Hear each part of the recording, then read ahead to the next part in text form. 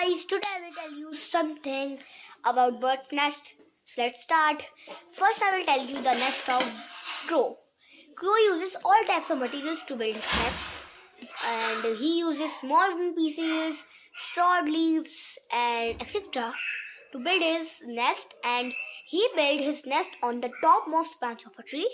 This is crow's nest. Now I will tell you a bird which sings sweetly. That is quail. And quail is a lazy bird. He did not make his own nest, so he lays its egg in the crow's nest.